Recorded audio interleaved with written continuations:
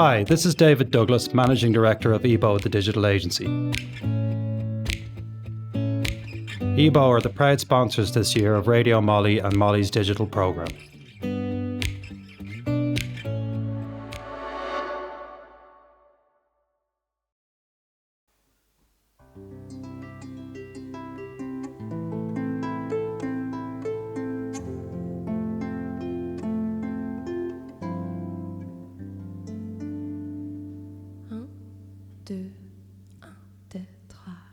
La mer qu'on voit danser le long des golfes clairs a des reflets d'argent. La mer, des reflets changeants sous la pluie. La mer au ciel d'été confond ses planctons avec les anges si purs. La mer, bergère d'azur infinie. La mer qu'on voit danser le long des golfes clairs a des reflets d'argent. La mer, des reflets changeants sous la pluie.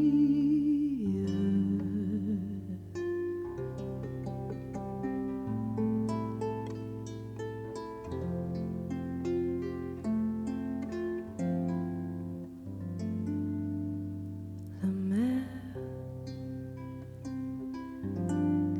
les a bercés le long des golfes clairs et d'une chanson d'amour. La mer a bercé mon cœur pour la vie.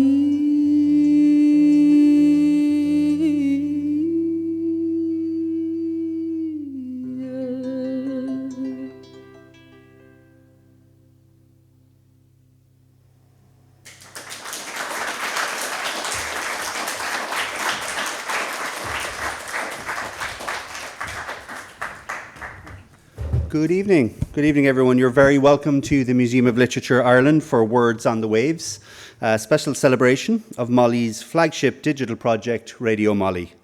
A warm welcome to all of you here in the room, but also to the many listening online to the live broadcast, wherever you are in the world.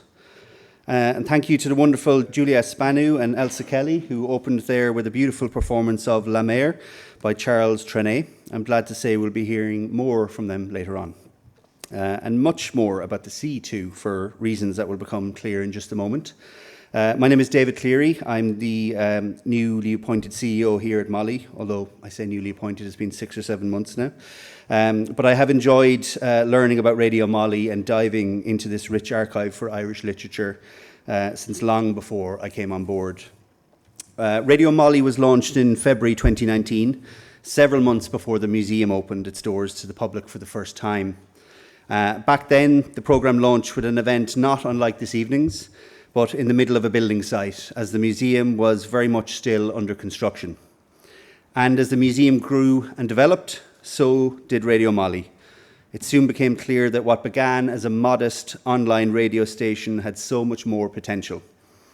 Now, after extensive work behind the scenes, RadioMoLI has been completely redesigned and rebuilt to meet the ambition of creating an open and vital digital archive for Irish literature on a national and international scale. RadioMoLI now features hundreds of audio recordings, video and images, all of which are free and accessible. A vast archive, this collection includes podcasts, lectures, readings, discussions, commissioned films, digital exhibitions and much, much more. We'll continue to grow the RadioMoLI collection, combining in-house productions and live broadcasts with media from our many and cherished partners in the Irish literature community to truly live up to RadioMoLI's slightly boastful tagline as Ireland's literature channel. All of this speaks to the digital strategy championed by the museum's founding team, one which saw the power of the digital medium to be a boundary-pushing, accessible and democratic route into the art form, creating a museum within a museum, with the power to meet people where they are. I do think it's important to take a moment to acknowledge the contributions, work and support of a great many people and organisations that have brought RadioMoLI to this point. Firstly, so much credit is due to the visionary work of Eamon Kant, Professor Margaret Kelleher, Catherine McSharry, and my predecessor Simon O'Connor, who all saw the potential in RadioMoLI when it was just an idea and set everything in motion. RadioMoLI has since been shaped, nurtured and challenged by so many people here at MoLI, which is always a highly collaborative place to work. In particular, I'd like to acknowledge the contributions of Ian Dunphy, Laura Harvey-Graham, Jenny Ryan, Lily Cahill, Mark O'Neill, Donna Marie O'Donovan, Zoe Brady, Flora Guzmau, Kathleen Carlson, Luke Fallon, Katie Mishler, Niall Phelan, and the project's lead, Benedict Schlepper-Connolly.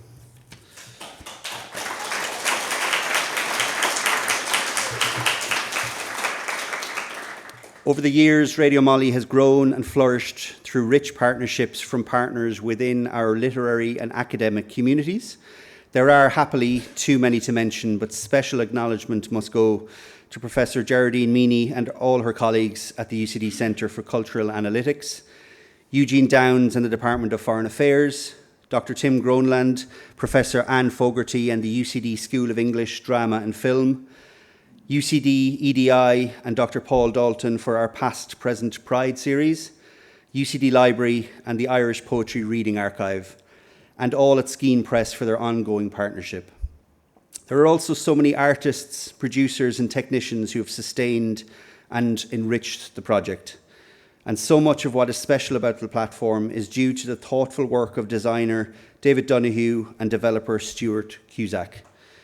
RadioMoLI thrives on support from several quarters. The project's redevelopment was supported by Ars, Electronica's Doors programme, and RadioMoLI receives consistent support from the Arts Council. We're also so grateful for the support and encouragement of EBO Digital, who have sponsored RadioMoLI and MoLI's digital programme since 2021. It's our great pleasure to present this evening in partnership with our friends at EBO. But before I hand over to EBO Digital's Managing Director, David Douglas, I'd like to take us back to the origins of radio itself, to Christmas Eve 1906, when Reginald Fessenden successfully broadcast to ships at sea off the coast of Massachusetts. In putting together this evening's celebration, we were inspired a little by that auspicious event and how some of the romance of radio always seems to be linked to stories of the sea and seafaring. We'll be hearing more songs of the sea from Julia and Elsa later, and we'll later close the programme with a reading from writer Henrietta McCurvey about her own explorations with the shipping forecast. And before that, we'll have a discussion about the art of digital storytelling, something at the heart of RadioMoLI. But first, please welcome David Douglas of EBO Digital to say a few words. Thank you.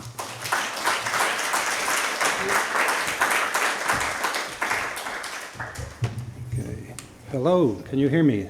Yes. How are you?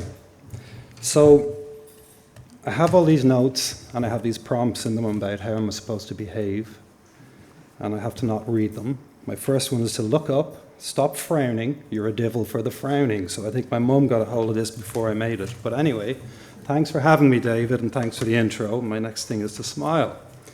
My name is David Douglas. I'm the MD and founder of EBO Digital, which is a digital marketing agency in Dublin. It's run by my colleague Sharon Murray, who's sitting over there, so I don't take any of the credit for where we are today, but we have a good business and we're a good, we like to do good things within Ireland and within our community.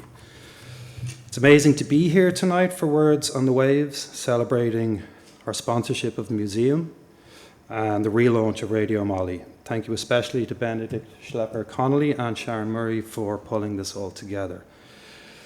Most amazing of all those to see you all and our panel, and you all look fabulous, and thank you for listening and thank you for being here. The reason EBO supports this wonderful museum is not just out of my own love of books, a love that has allowed me to join Tintin in Tibet, that's where I started, Asterix and Obelix at the Olympic Games. I've climbed mountains with Frodo and his cohorts before catching a lot of rye and even more angst with J.D. Salinger.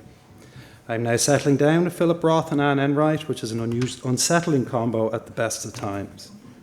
Alongside these literary legends, I'm a proud cousin of the trailblazer Iris Murdoch, whose picture you can see just out there to the right. If you're not familiar with her, you can see Judi Dench and Kate Winslet play her in the Oscar-nominated film Iris. But I suggest you read her books and spread the word. So back on track, to give some more context here to our sponsorship of MoLI and Words on the Waves. During the pandemic, EBO was responsible for the creation of a very large portion of the social media and content and messaging around COVID-19. So that messaging and content was from the restrictions to the vaccine campaign for us all. So the team and I were there from the beginning to the end. You would have seen a lot of the stuff we were putting out. You would have heard a lot of the things you were telling you to do. What we found most alarming during this project and this period was the lack of trust and belief in information, and the task of getting people to believe peer-reviewed advice that was approved by experts and ultimately, I believe, had good intentions. Truth became subjective, and alternative facts became a go-to expression. So after this, and being lucky enough to kind of navigate the business industry and keep a small business alive, mainly due to the support from the government and to the work we were doing, we wanted to give something back. And what I wanted to do was something with somewhere that I believed had shared values about truth and expertise, creativity and the human condition, literature and the arts. I believe we have found that here, thanks to David and Benedict and the team. And even as a small business with very limited resources, I'm very happy to put my money where my mouth is and support this kind of thing. It's not easy for small businesses in this country, but everybody has to be part of the solution to our discourse and our social fabric, if you like, that unfortunately I believe digital marketing has had quite a negative effect on at some various levels. We currently live in a time where measles is on the rise in some developed countries and Tylenol seemingly on the demise, which are worrying things, and misinformation is rife. Truth matters more than ever, even when it has too many heads, which it does, to quote Bob Dylan. And I believe that the arts and activities like Words on the Waves and RadioMoLI can help. They're not the cure, but they can help. I think the bad guys are winning because the good guys are lagging behind in how to use this new communications landscape, which is great to see what they've done with MoLI from a technical perspective. I'm a computer science student by default, so I understand how technology works and how hard it is to do these things, but I also understand when I see how certain voices can move fast because they understand it. I think if we were to look around, you could argue that similar to all the luminaries in this museum, the bad guys are not afraid to write or to speak whenever they want. And I think there's learnings in that. So in light of all this, I'm very proud to support MoLI, as are my team, and to be here tonight with our amazing panel. Thank you very much, and all the dedicated people who helped organize this evening. My team and I, as a small business, are so happy to help in any small way to the promotion of knowledge, truth, literature, and the arts. So thank you all, and enjoy the evening. Bye.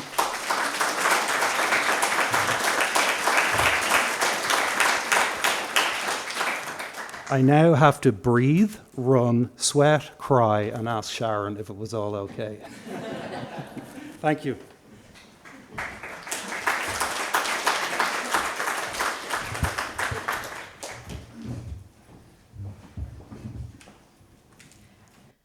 The first song that we performed for you is called La Mer, which translates to the sea, but also translates to the mother. So the song that we sang and performed represents this mother figure through the sea that cradles us and looks and watches over beings on earth. And we're going to carry on with a Breton song, a traditional folk song called Trí Martelode, which translates to Three Sailors. It's an old song from the 18th century.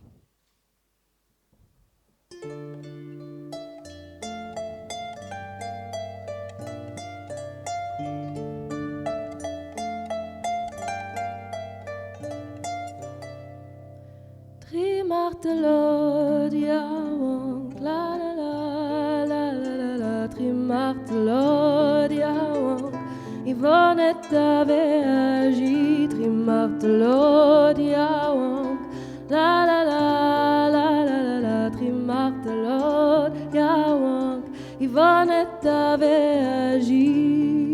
Yvonne agi ge, Yvonne agi. Yvonne agi ge, Yvonne agi. Gant navel bet kasset, la la la la la la la. Gant navel bet kasset, betegom du arneve. Gant navel bet kasset, tra la la la la la la. Gant navel bet kasset, betegom du arneve. Betegom du arneve ge, betegom du arneve. Betegom du arneve ge, betegom du arneve. Ekischen mein arve, la la la la la la la. Ekischen mein arve, o des mouilleto eriu. Ekischen mein arve, la la la la la la la. Ekischen mein arve, o des mouilleto eriu.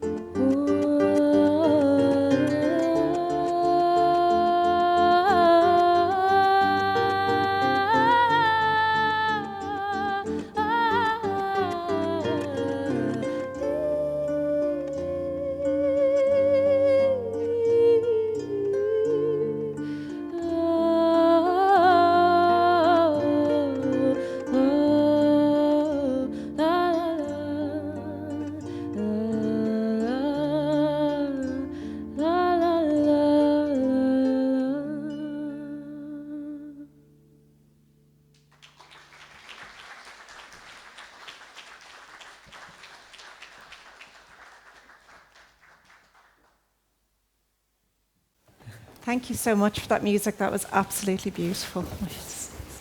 So good evening, everybody, and thank you for coming here. A warm welcome to our amazing panel, who I'll introduce in a second, and to everybody sitting here in the River Run room this evening, and to those listening online.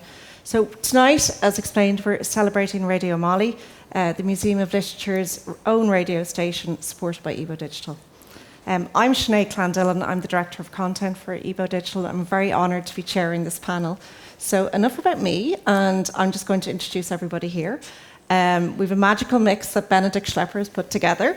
But first, I'll introduce Jennifer Ford, sitting beside me. And Jennifer is an award-winning documentary maker and podcast producer, co-creator of the hit podcast West Cork for Audible and the BBC's Havana Helmet Club and Stay Free, the story of the Clash. Quite a mix there. And Zoe Cummins, over here, who's a multi-award-winning audio producer and presenter of the new writing series, The Prompt, on Radio 1. It's a must-listen. And she is currently podcaster in residence at the National Library of Ireland, which is a job title that didn't exist a few years ago. Then Benedict Schlepper-Connolly, who is the head of exhibitions, digital and programming at MoLI, and he helped shape RadioMoLI from the very beginning, from its early broadcasts, and he curated tonight's really lovely programme. So thank you, Benedict. And finally, David, who you just met, founder and MD of Ebo Digital. And since its beginnings in 1999, Dave has really grown Ebo into an international agency. You said it was a small business, but it's also very international, with a particular commitment to arts and the culture. So I'm going to start off by asking about the theme for tonight. And Benedict, Words on the Waves, it's lovely. It ties in with the maritime beginning of radio, but what were you thinking of when you chose it? Give us an idea. Yeah, I think there's something in the early ideas of RadioMoLI, which was very much about radio and the whole digital medium, as amorphous as that is, as an idea being something that's completely open and free. And so that's both in terms of like open in terms of opening a window into the art form that we're celebrating, but also in terms of how it can travel in the world and how it can kind of go beyond this building and beyond this city out in the world. So I think that kind of, that paired with, I suppose, those early origins of radio that David was talking about earlier, in terms of broadcasting out to ships at sea, has always kind of lived in the romance of radio for me, I think. And I love the sea, but I think it's a kind of a beautiful parallel with the history of radio. Yeah, and the words travelling outwards. Zoe, when you were making, is it the Marconi podcast, Marconi and me, you talked about his belief that words that went out on the radio waves never died. Yeah, so I did a drama a few years ago, which was called Marconi and Me, and it was inspired by these code books that I found in a junk shop, and these code books were used for commercial communication. So phrases that would be quite long to transmit over Morse code were instead sort of shortened into 5-letter codes, so they could then be transmitted. And Marconi came up with this idea, as did many code makers. But also Marconi not only came up with this code, but he was also quite sort of obsessed with sound, and he had this notion that sound never dies, so that if I make a sound in this room, it reverberates around, but also it sort of keeps going. So where does it go? It never really stops. And I may not hear it, you may not hear it in 2 seconds' time, but somebody somewhere will hear the sound. Now, science can't fully prove this, but it can. It's sort of getting there to figure out where all the sounds in the universe go. So you have sounds being sent out to space and coming back, sounds sent across the water, and where do they go? Somewhere. They don't just disappear. Yeah, I love that idea. Let science not just prove it. And then, Jennifer, I was thinking storytelling. Like the theme tonight is, we're talking about digital storytelling, but people have been telling stories since the dawn of time. What is it about digital storytelling that is different, or that makes you excited? I suppose there's something about it that is it can be incredibly personal in a way that, TV, or even to an extent a book, because you can hear the person, you kind of feel like you have this connection to them, and it's quite small and it's in your ears.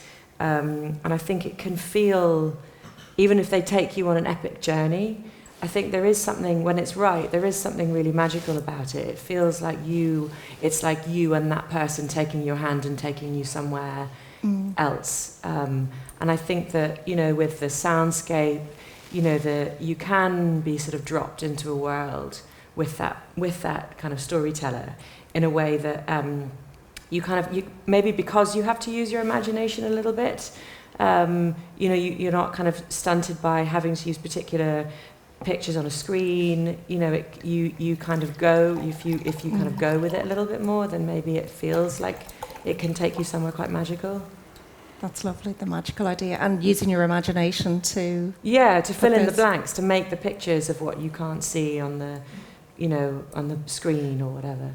And do you think it really works really well, I suppose, when you have different voices? That's what I thought from the work the two of you did. It's getting different people in to talk, and different voices, and as you say, the soundscapes as well. Is that something that you love to do?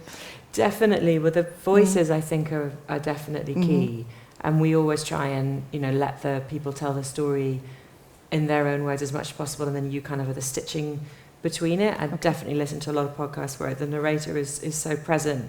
And I don't think it works as... obviously, if you can't get the people to talk, but I think absolutely, especially if they've got different accents, and the intonation in their voices, it's... nobody is translating that for you. The listener kind of makes up their own mind about a person. So it feels quite authentic, it can feel quite authentic that way.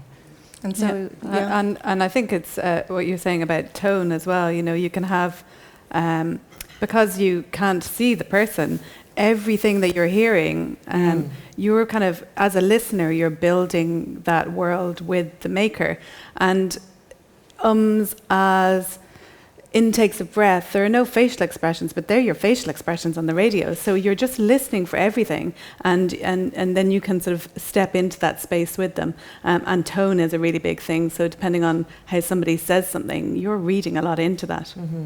That's true. Yeah. And that tonal piece is really interesting. And you've both had so many different people on your various productions as well. And Benedict coming in and working in here in your studio.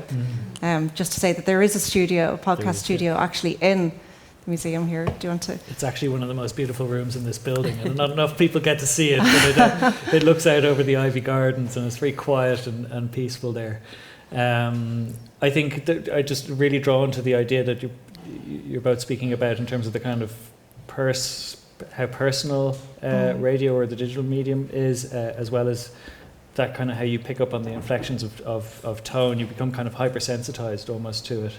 And one of the things that we had always wanted to do with RadioMoLI was this concept of kind of meeting people where they are, so that the museum goes out to them. But I think one of the things that is so beautiful about that is that you get this intimacy with your audience that maybe you don't even get in this space. And it's a very, very different kind of thing. And I suppose, really interesting hearing Dave talk about the experiences of coming through COVID and messaging and how we started to think about language in that time. And we found coming through that period that there was just a real thirst for the spoken voice, actually, in whatever medium. But at that time, the only way we could deliver it was through RadioMoLI, and sort of associated parts of our digital program, including, say, our MoLI book club. We discovered that people had far more interest in tuning in from home than coming into a book club here in the museum, because it was again that thing about just kind of meeting people where they are and coming into the kind of privacy of their personal space, and they're having conversations about, have you peeled the potatoes, or I have to just go and check the oven or something like that. It's a very personal and kind of intimate space, and I suppose there's a real power in that as a creator, to be speaking into it. Directly into it. And Dave, you're like a really visual person, so are you? But you also are an audiophile, aren't you? I am, but tone is the most important thing about it to me. Okay. And everything we've done, and even for brands and how they speak, it's about tone. But what we lost, I think, before digital storytelling, but with Facebook and things like that, was that everything became graphic, right?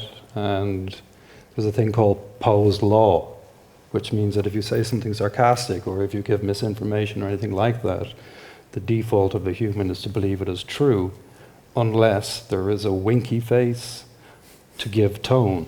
Okay. So a lot of the kind of way information has morphed is based around this memification of content and memification of language and so on and so forth, which, it can go down a big rabbit hole on that. But the problem there is the loss of tone. And obviously, as devices have got better and things like that, we can start bringing tone to life. But, we've all gotten an email spat, right? Or a text spat or some other spat where somebody said something and there was no tone and you got it wrong. And then you met 2 days after not talking to each other and went, oh, no, I didn't mean it like that. It was a joke. It's a good get out too, actually. It's a good get out. Just shows you meeting face to face is good to sometimes. It's just tone is so important. It's crucial to our communications, I think. Yeah, and actually that brings me neatly into the next question I had, which was like everybody has the tools to create and produce and send and publish content like this, podcasts, audio. So how do you protect quality and trust and truth with that? Well, I start with Jennifer. Is that a big? It's a big question. Yeah, I think that the last couple of years have shown us that we can't. And it is just like the Wild West out there, and I don't know how. It's obviously really worrying, but not to be all doom and gloom. I guess you would create a brand that people would return to, and that brand can be a person whatever. But I feel like that's the old way that used to work, but now somebody can just overnight become a voice that for some reason captivates people or just captures people's imagination, and it is the thing that people want to hear at that moment, and then they become this massive kind of runaway train that's really hard to stop. Yeah. So, I mean, the worry is, I think, that people then kind of chase that, and you see it all the time. You see it, where something has become popular for some reason, and everybody tries to kind of correct what they were doing in order to be more like that. I mean, obviously that works everywhere in like politics and stuff. We see it every day at the moment. But I don't know that that's the answer, because I think that if everybody is trying to mimic that, then what is everything else? I mean, it's very hard. I guess you have to. I guess authenticity is something that everybody really wants, and to have something to say, and that's probably why lots of these people become overnight sensations, because suddenly everybody is like, yes, this person has a plan and an idea, and I can buy into that.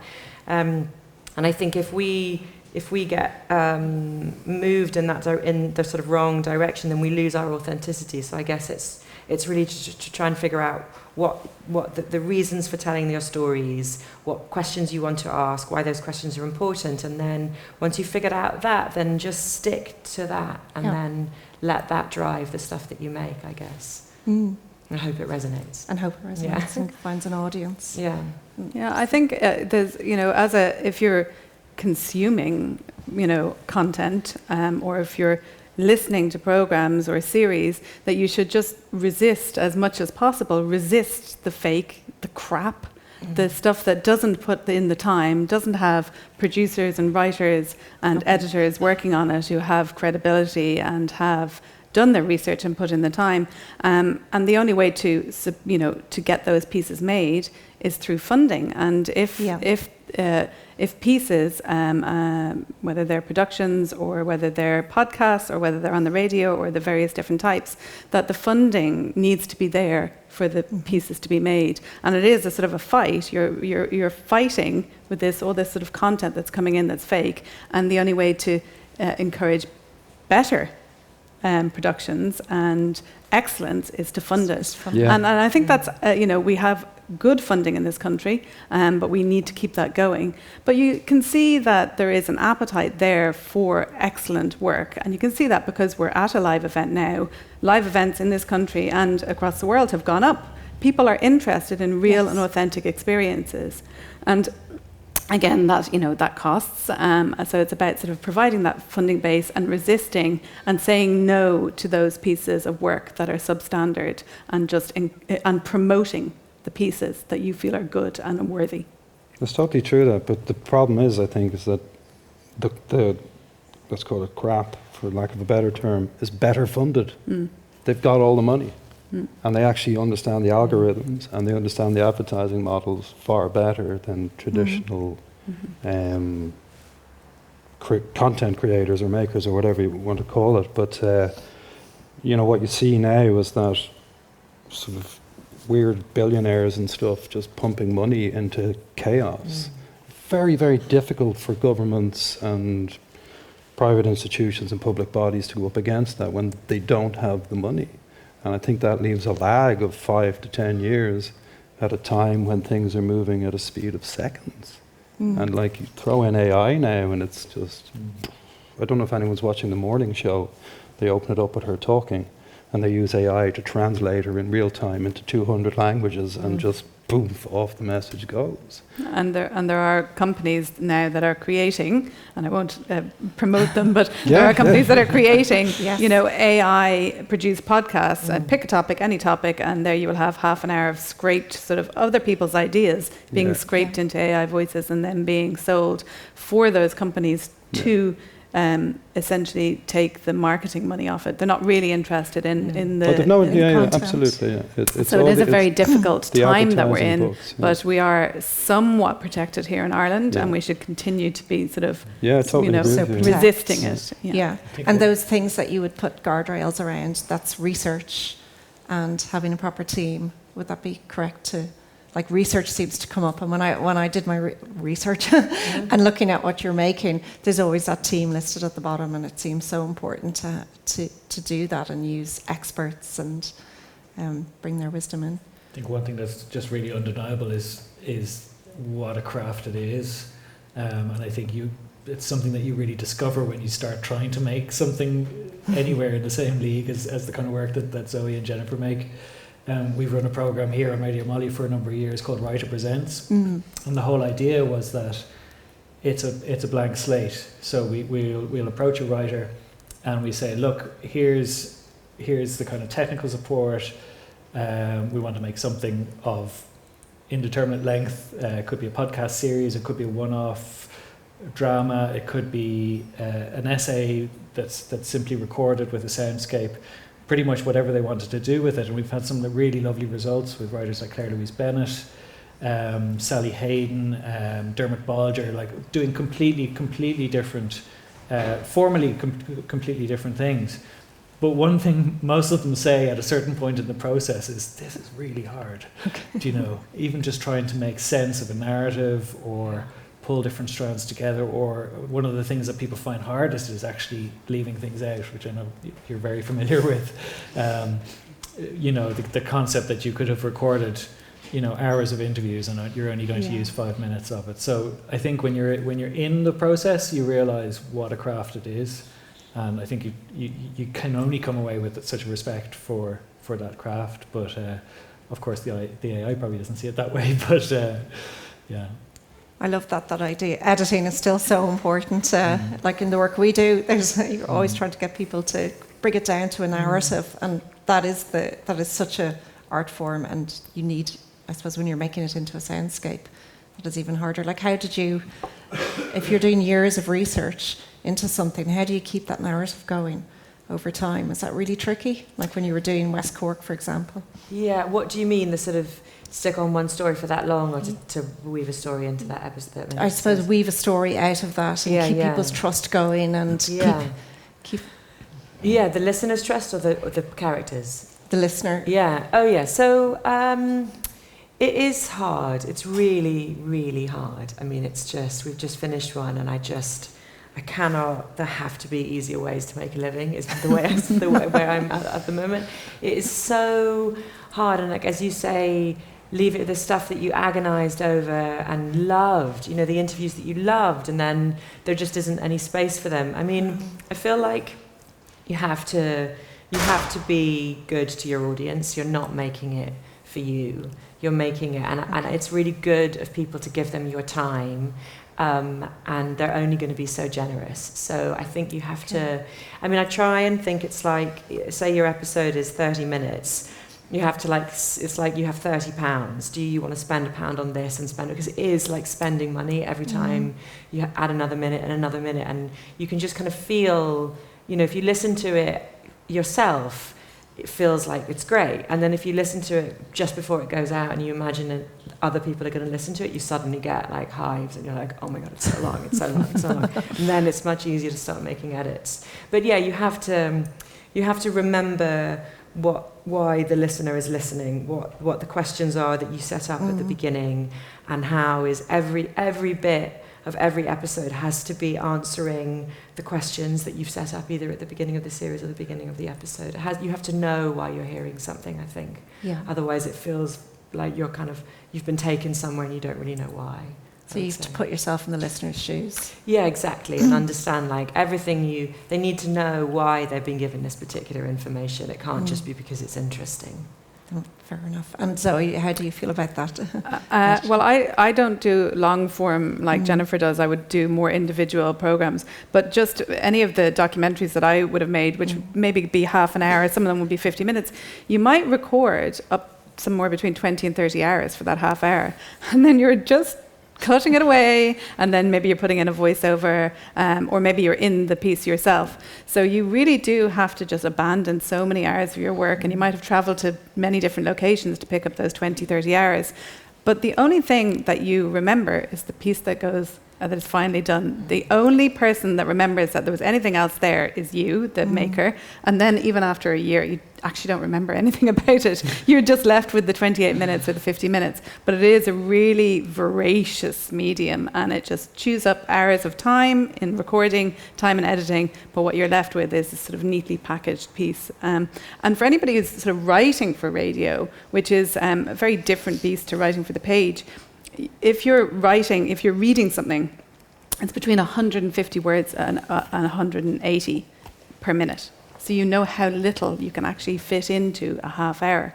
So it's very, there's not very many words there, right? We talk at a much faster rate, but if you're writing something, it's 150 to 180 words a minute. So not very many. You've got to make them work.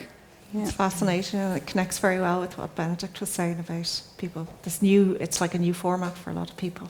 Yeah. It's like, I can do this. Oh, it's so difficult. But it is easy, actually, because we all have mobile phones. You've got apps on your phone, so you can record pieces into it, and you can, some of it's broadcast quality. I've broadcast plenty of things that I've recorded on my phone. So we all have the power within us to make these things, and those tools are available to edit as well. And there's lots of free music out there as well, so that has royalty free rather than free as such. So there are ways to do it, to enable yourself to go and do it and have a play around, and don't be too precious about it, just get it out there. Great advice there. And that brings me to a question I had about institutions as storytellers, because we talked about, I suppose, people, but what does a podcast or a podcaster in residence allow an institution to do? Something, maybe you'd speak from experience on the current. So I'm now podcaster in residence for the National Library, which it seems quite makey-uppy, and it is a little bit makey-uppy, but that's the nature of working in radio and audio, is that you make up sort of things. So the library and I sort of got together, and we decided that I would sort of delve into the collections, pull out pieces from the collections, and commission writers to respond to those items. So I pull it out, make a little piece about it, and then writers will in turn imagine the reader, so who might go into the library and take this piece out and write a short story, a short piece of fiction around it. And what I think it does for institutions is it sort of just opens up all of the information and all of the knowledge that generations have put into this library, and lets other people understand that these are there for you to use your imagination with, that you can wander around the library and take things out yourself, and they will spark something in you, and you will come up with your own stories. So you're sitting there reading a piece, and it will, for you, create, it will allow you to go and make your own story up. So I think for the institution it's great in that it opens it up, but also for if you want to be a writer, or you want to write something, that these are places you can go for ideas. Absolutely, just like story houses. Yeah, exactly. Definitely. Something really interesting about that word institution as well. It's actually reminding me of my job interview for this place many years ago now. And I remember at the very end of the interview there was one of those questions, is there anything you'd like to ask us? The standard. And I think I said, I was kind of like, at that time I was kind of like the spy coming in from the cold. I'd been a freelancer for years, and I'd never really had a proper job like this. And I said, I'm just not so sure how it's going to be working in an institution. And of course everybody laughed because there was 3 people on the team at the time working in one room, and it was very uninstitutional. But I thought it was really interesting in terms of the insight about what this place MoLI was and what it was going to become. And we grapple all the time with the fact that we inhabit these beautiful, beautiful buildings, this incredibly rich and diverse and powerful art form. And the flip side of that is that everything seems so enormous, and to bring people that are unfamiliar with those things into that space can be harder. And I think one of the things that RadioMoLI does and has tried to do over the years is to break through that a little bit, break through what might be felt as kind of austere 18th century buildings and an art form that is unapproachable, and to give people a window in. One of the things I really love, and we heard a little bit earlier about our wonderful designer, David Donoghue, I think he might be here, and our developer, Stuart Cusack, as well. But one of the things they built into RadioMoLI as it is a little short listens feature. And I just love that, because it means that if you just want to give it a go, there's something here for 3 or 5 minutes, and that might be your gateway into the rest of the archive, and then we'll never let you go. I love that, because I also had a question about formats. Short, like how short can you go with podcasts, and long? You're more of a specialist in long form, and then is short form or long form, are they competing against each other, or is just those space wide open? Do you think a short form is good for the type of work we do, for example, David? I think for our work, the shorter the form, the better. Yeah, yeah. They don't read it. Attention span. Yeah. But I think that the work that Jennifer does, I mean, creating, getting the time to tell a story. I mean, that's amazing to be able to tell something over like 10 episodes, right? Yeah, it is. It is definitely, because, I mean, it's funny. It's funny that sometimes the number is quite arbitrary. Like West Cork, they wanted 13 episodes, and actually I think it was the first and last 13 episodes series they commissioned, because halfway it was just quite an insane number of episodes. And then the BBC, for the recent one, Havana Helmet Club, they wanted 10. And it's weird, because both times it just worked out that was the right number of episodes. But it is a lot. So I don't know. Would it be better fewer? I mean, it's a hard ask. And also the thing about this is it was going out every week. So I mean, to think of a story, are people really going to tune in every week and remember? So I think that if you've got it as a binge, then it's probably a more realistic proposition that people will keep listening. But it is a luxury completely, because I think often, like, particularly with the Havana one, I mean, it's a story about a secret weapon, the possibility of a secret weapon, which for me is just not very interesting. I'm not really interested in weapons development. But the idea that it's like, that it might not have happened, and that the whole thing was a sort of a panic, and to go into the sort of psychology of that, and then also the kind of the paranoia of the history of Cuba and America relations. You can do all of that in a long series, so it's definitely a luxury for sure. I mean, are there things that you've made that you would have wanted to be multi-part? Some documentaries, yeah, but getting the funding is always quite difficult, and it's a commitment. I imagine you've spent a long period of your life on one story, so like that's a bit daunting. Radio can be quite ephemeral as well, so it kind of, I think that having long form listens now has made it more established as a medium, because people do return to it, whereas if pieces are very short, although I make a lot of short pieces, it kind of just feels like it comes and goes, whereas it's kind of anchored it a little bit, the notion of a long form podcast. I mean, I commission a lot of pieces, but some of them might be only 3 or 4 minutes, and that's lovely as well for attention span. But I just think that there's something lovely about a really long listen, and people walk around with headphones all the time, as you said, washing the dishes, peeling the spuds, and you feel like you kind of belong in the story then, and you're part of it. That's true. You get very immersed in it, but the bingeable aspect is good, as you're able to hop. So. Yeah. That's quite a stressor, isn't it? Dropping every week and wondering, it's horrendous. Absolutely horrendous.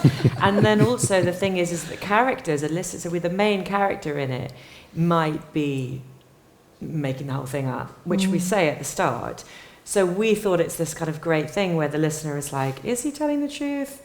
Do I believe, is he full of shit? But then he's listening to it. So then every week we'd get a text from him going, I just listened to the last episode, and you're like, oh God. Because you're kind of thinking, have we gone too far? Because at the same time, you don't really want to say that. I mean, I don't know. We don't really know.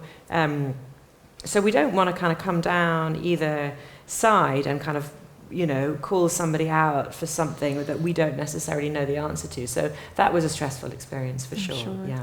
You definitely want it finished before anybody hears it, I think. Okay, and walk away. And You've talked a lot about having it in your ears. So we're talking about earphones and AirPods, and it is, I adore it myself, but increasingly video is being introduced to podcasts. So the rest is history. As I'm walking along, like you're tapping in to have a look at a map to chart a war or something and see what they're talking about. And is there pressure to introduce video and imagery now to the work you're doing? Or not pressure necessarily, but do you want to do it? I don't feel the pressure, no. And I don't have the money to do it. Video is very different. It takes a lot of time. Okay. So, you know, if there's a pressure, the pressure has to come from the people who are going to be, you know, the broadcasters have to pay for it, you know. So if they want video and they want to make it a hybrid or a second screen or this or that, they have to pay for it. And that's the way it goes, because radio in itself takes so long. And I think that people consume in different ways. Some people watch the screen and some people don't. Some people just like to hear a story, and it's suitable for different things. So The Rest is History is a great example, because it's lovely to be able to zoom into it, but you can still just listen to it without that. So it's about telling stories in a way that gains the greatest access for people to get into that story. And if that's through video or through audio, I think it, you know, you can have a little bit of a pick mix, but I don't feel under pressure to do it now. I don't know if you've found this. I've found a lot that I think people still see podcasting as the sort of the poor relation of TV. So a lot of the time, if you're pitching something, and we had it with West Cork, that people said, can you do a podcast alongside a documentary? Or if you do the podcast first, can you hold stuff back for the TV thing that we'll make afterwards? And it's just I don't know how you can have your head in two places at once. And also, it's doing the podcast obviously a disservice not to kind of see it as the main event, and anything that happens after it, then great. But to kind of imagine this other project that doesn't quite exist yet, and how you're going to kind of portion things out, is a really odd way to work. But I think that people still see like TV as the prize, and that the podcasting. And I think you hear it a lot with some podcasts that they're clearly just putting it out in order to create the IP for the movie or something like that. So it's quite a rush job on a story, which I think is a real shame, but I can obviously see how they would do it, why they do it. So it's like the podcast is the little brother to the big brother TV show. Yeah, I think people see it like that, yeah. I mean, maybe they get it done faster, and obviously that's a benefit to everyone, so. I think there's a real risk that you can lose that kind of sense of intimacy that we were talking about earlier. So, yeah. When you bring in another medium. I suppose where we've done it is through our digital exhibitions. We've brought together, you know, images and video and audio that maybe a podcast or maybe a section of a podcast that's available separately. But in a way, I always love to have that audio only experience available as well, because it's so kind of direct and simple. It's direct, and you can listen to it in the car. Yeah. And washing the dishes, as you said. Well, I think we're up for time, and really it's been fascinating talking about all the different aspects, thank you, of podcasting and truth. And is there anything somebody would like to finish with? Did you want to finish on a note about sponsoring? You're all good. Sinead, we didn't get to hear about your own radio I have royalty. A small connection. I have a small connection. My great-grandfather was the first director of broadcasting for 2RN, Ireland's, which became Radio Naharan. So Seamus Clondillan. So there's a family connection and interest there. But he had no budget. So he had his wife on again and again, and her surname, her surname was Mairead. She was called Mairead Neonagon, and it was Mairead on again because he had so little budget. So I think the travails of budgets and funding are a consistent storyline from 1925 when he started to this century later. So thank you so much for your contributions this evening. Do remember to listen to RadioMoLI. Check it out. As there's all different formats there, and enjoy your evening. Thank you. Thanks. The song we're going to play for you is a Scottish traditional folk ballad that explores the myth of the Selkies. It is called Oran an Roan, and it translates to the Song of Seal. The Selkies are mythological beings that are seals in the water and take human form by shedding their skin on land.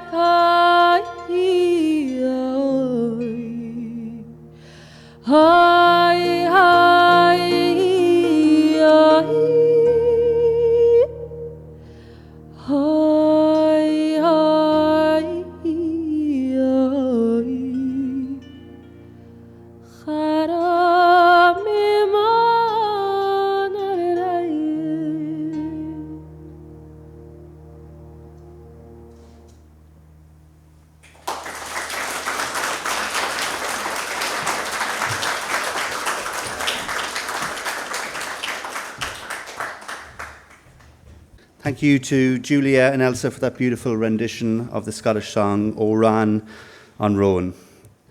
We're drawing our programme to a close now with a very special reading from Henrietta McCurvey.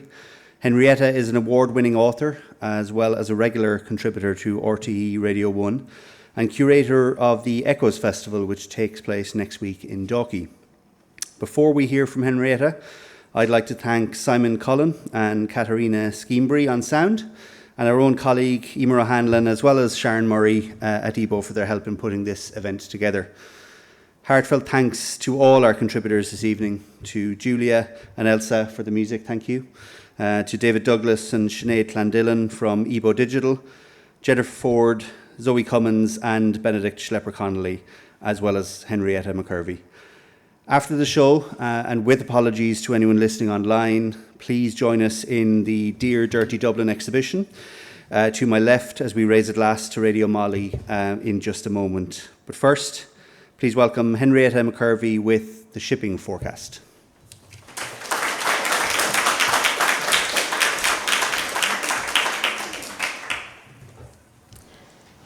When I was a child, you'd often hear an unusual announcement broadcast on RTE radio during the summer months. There's no such thing as this announcement now, there is no need. It was a plea to a tourist believed to be somewhere in Ireland. The person's name, the car registration, something like, would Mr. and Mrs. Rogers from York, driving a red Volkswagen Beetle and believed to be in the Louth area, please call home for an urgent message. Now, these announcements, they weren't quite news. They weren't ads either. They were more on a par with the weather report. Who, I used to wonder, were these people? I remember picturing a retired couple driving a back road between RD and Colin, only to find themselves bonnet first in a ditch at the shock of hearing their names broadcast to the nation. And what if the Rogers didn't hear the message? It was a really curious forecasting. Us listeners knew something significant, maybe even life-changing, had already happened to them, but they had yet to hear what it was. Forecasting unexpectedly became a big part of my life in May 2014 when I won the inaugural Maeve Binchy UCD Travel Award. This generous bursary was established by Gordon Snell and Maeve's family to fund travel that would support a piece of creative writing by a UCD student. The project I proposed, which I called The General Synopsis at Midnight, was to explore the meaning of the shipping forecast through its 31 sea areas. Broadcast on BBC Radio 4 and with a record listenership of 11 million, it is an institution little changed since the first broadcast on New Year's Day 1924. It is both a vital piece of maritime information and a cultural phenomenon. It has been written about by Seamus Heaney, Stephen Fry, Carol Ann Duffy. Individual forecasts have been sung by cathedral choirs, as well as sung about by Radiohead and Blur. Every broadcast begins, and now the shipping forecast issued by the Met Office on behalf of the Maritime and Coast Guard Agency at, followed by the time. Writer Sean Street once described what follows as the cold poetry of information. It is democratic in its approach. Small areas such as Fair Isle, or those with no land borders at all, such as Sea Area Dogger, are as important as the Irish Sea.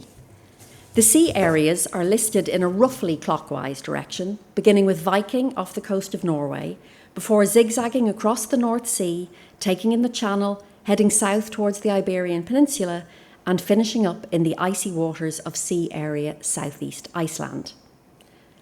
My travels began that summer in Exeter at the UK Met Office, where Craig Snell, a maritime forecaster, let me share his desk while he prepared that lunchtime's 350-word broadcast. Forecasters' priority in writing the forecast is to communicate what will have the most impact. Craig concentrated, he explained, on the things that would affect life. The forecast covers sea state, wind, weather, and visibility. Yet the dictionary Craig had to draw from is kept deliberately short. Those who need the information understand the code.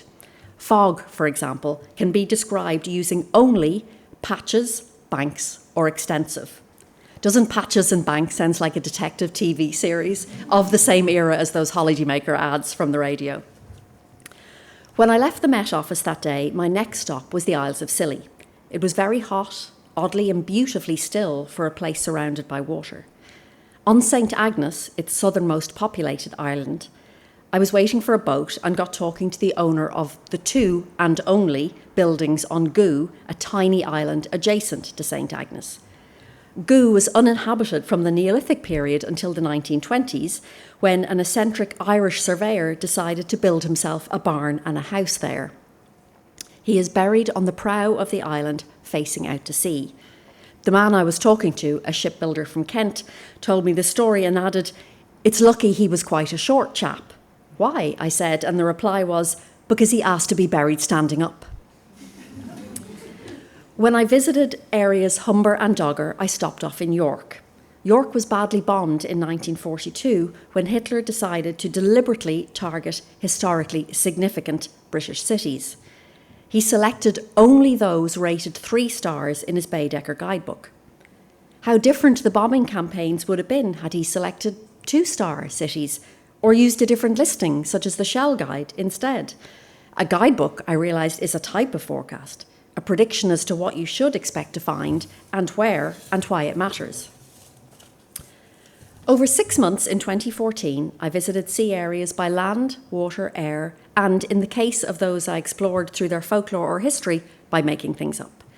Highlights included an overnight stay in the Fastnet Rock Lighthouse, thanks to the Commissioners of Irish Lights.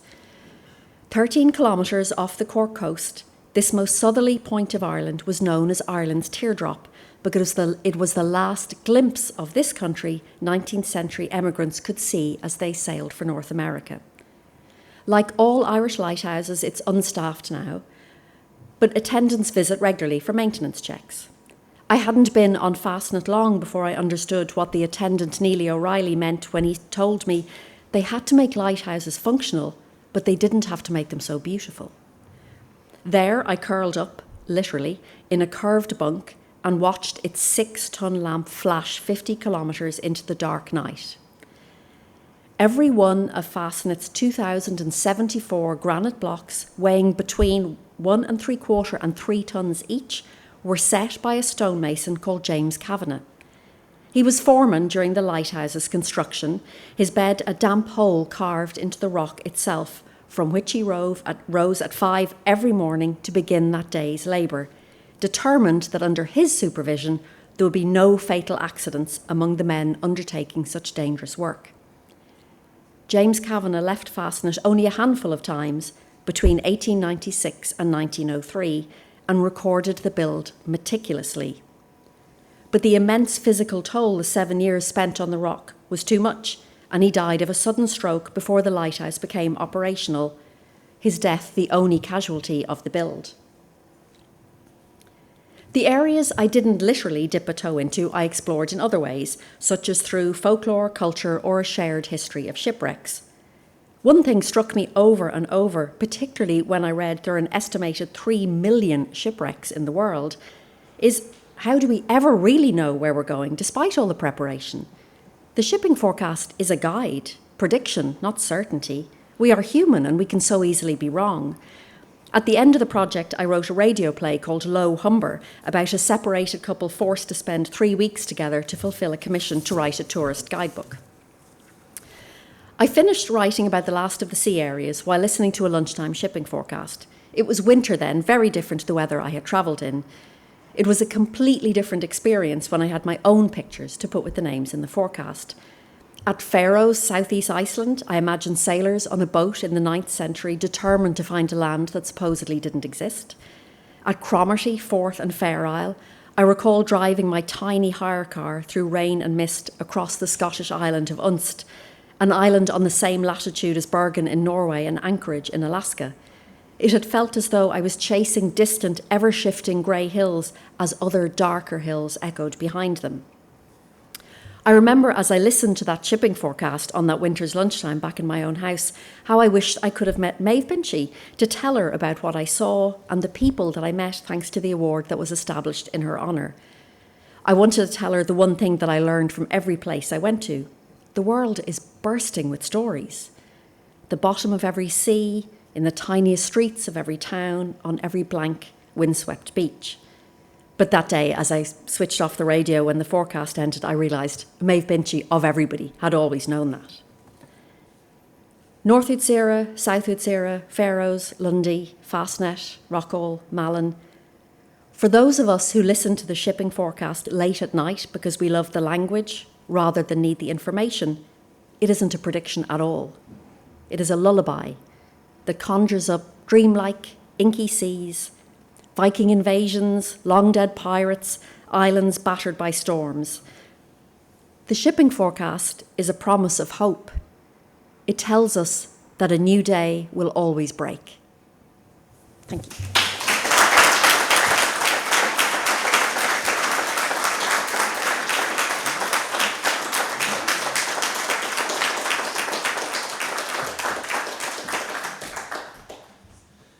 Thank you so much, ladies and gentlemen. For anyone who would like a drink, please, you can make your way to the Dear Dirty Dublin exhibition. Thank you for coming. Thank you.